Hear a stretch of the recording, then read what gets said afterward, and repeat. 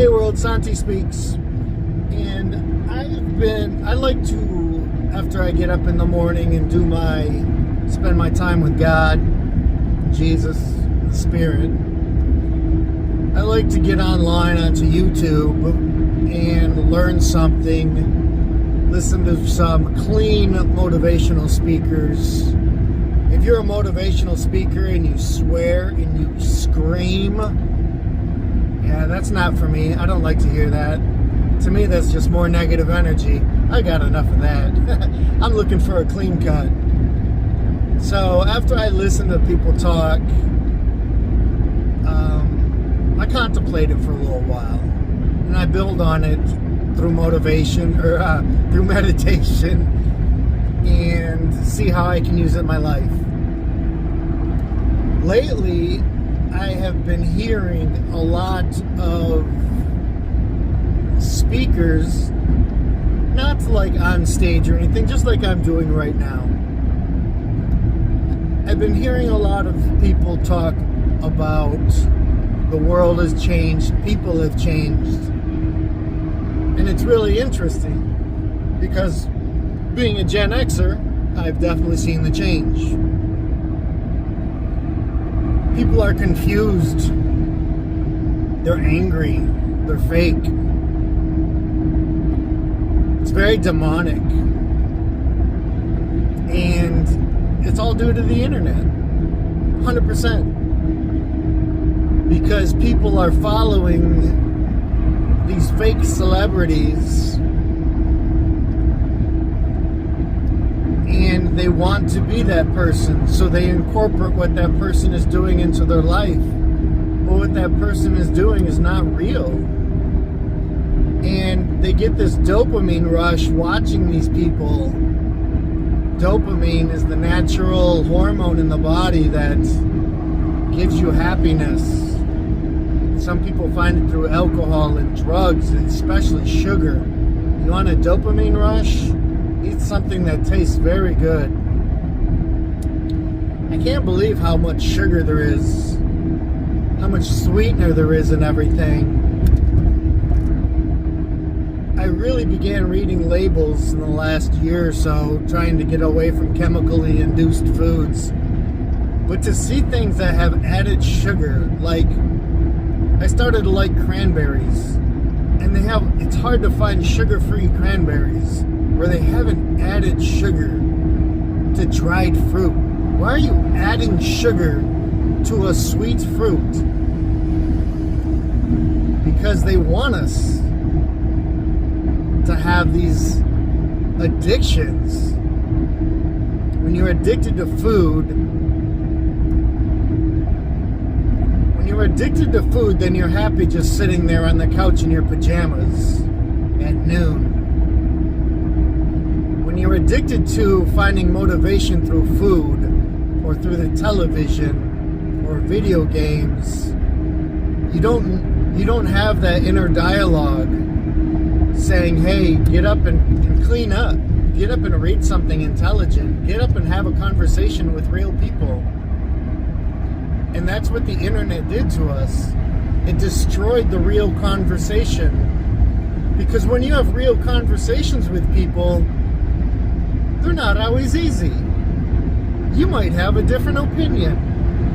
You might have a different side, a different value. But the main factor is, when you have this difference of opinion, you don't destroy their knowledge or their belief system. You just explain yours, and then you talk about how the differences impact you. But people don't know how to do that anymore, and they lose control, and they argue. Or they do what is one of my pet peeves. I can't stand this at all. You ever speak to somebody and they have a fake laugh? Hey, I hurt myself. What? Why are you laughing? That's not funny. Or, oh, my daughter's failing school. What? Why are you... Stop this fake laughter. It's like you listen to so so much nonsense on TV. They do it. They play a laugh track so that you know when it's time to laugh, because even they know it's not funny. And so you create your own laugh track and trying to encourage others.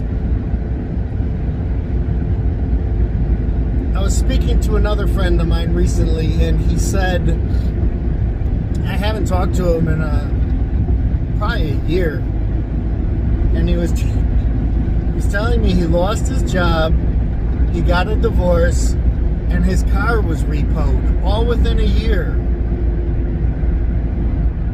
And he said, but that's okay, I'm still happy in life. No, you're not. Why are you lying to me? You don't have to lie to me to be this tough man. That's not real. You're so broken, if you're a believer, I'm going to pray for you. If you're so broken and everything's destroyed in your life and you think you're happy, maybe you don't know what happiness is. You should not be in that situation. There's many things that have gone wrong. Why have all these things gone wrong in your life? That's what you need to focus on. Forget about if you're happy or not. You need to figure out why all of this happened. It all spun out of control at one point in time. We've got to go back in time in our brain and find where that point in time is. Find out what happened. Oh, Bruno Mars has a song, I Should Have Bought Her Flowers. I'm not a big Bruno Mars fan or any media fan, but I heard that song. It made me think about people that I've hurt in the past. And I'm like, man, there's so many people that I hurt. It's like, I should have rectified that situation.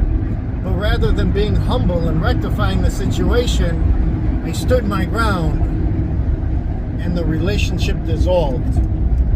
And it created animosity. I should have bought her flowers. I should have bought him flowers. I don't know. But the concept is the same. The idea is the same. We are we're broken as a society because the internet, we doom scroll, we find people falling and we laugh, oh, and it's biggest fails. Why are we watching things called the biggest fails? And it'll be like a 3-hour period of people that are falling or getting hurt. This is not good.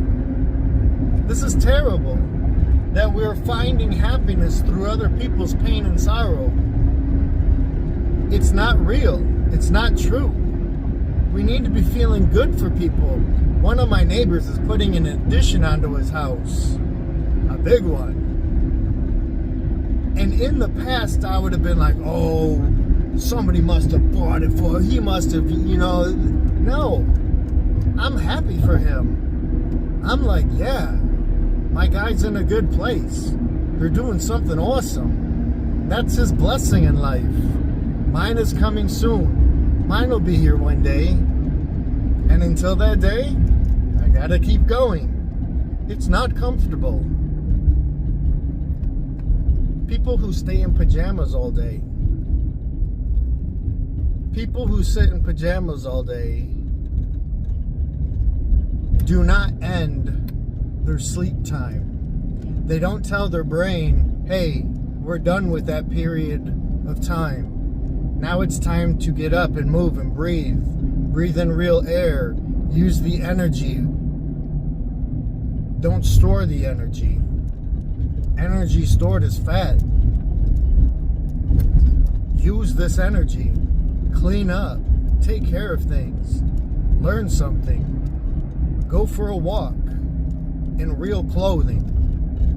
It's time to move. It's time to grow. And tonight, when it's bedtime, you can put on bedtime clothes. And when you put on bedtime clothes, your brain knows, hey, we're going into sleep mode. It's time to rest. It's time to forget about the worries of the day. It's time to prepare for sleep mode. And you will fall asleep easy. But if you wear pajamas all day and look at bright screens with fake dopamine all day and consume ridiculous amounts of sugar all day, when it's time for rest mode, your body has no idea what to do. Your brain has no idea what to do.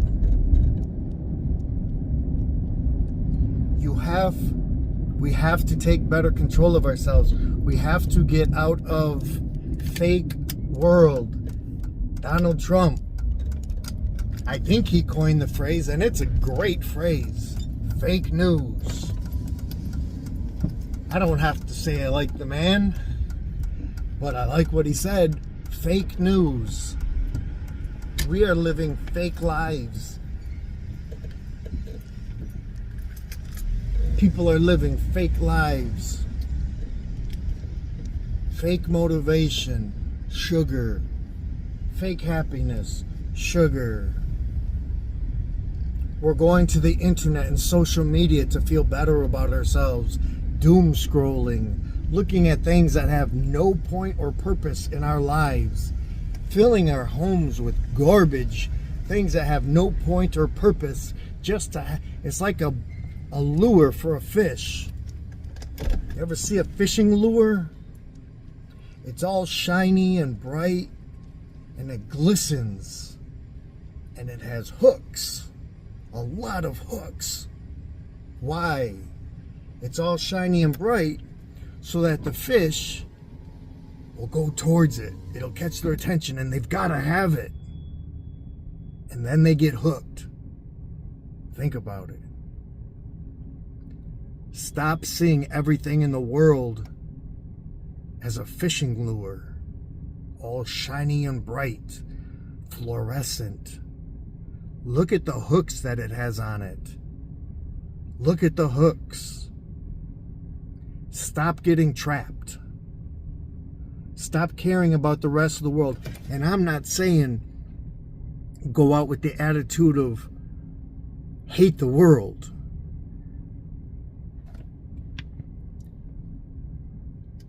I used to see tough guys that would have tattoos that say FTW. And it essentially said, forget the world, but with the cuss word. F the world. No, don't do that. That's toxic. That's a demon. Don't F the world. Love the world. LTW.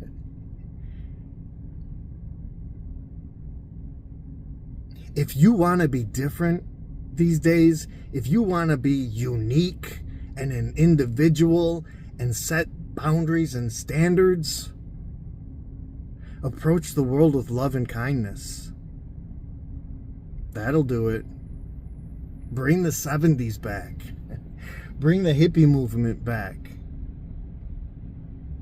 Because these days, media has made anger cool. And it's not cool. It's okay to be angry. Jesus was angry. He went inside the temple and flipped all the tables and chairs and took string and made rope whips out of it to whip the gamblers and the prostitutes out of the temple. Jesus was angry. That was like 1% of what Jesus did. Anger should not be your whole life.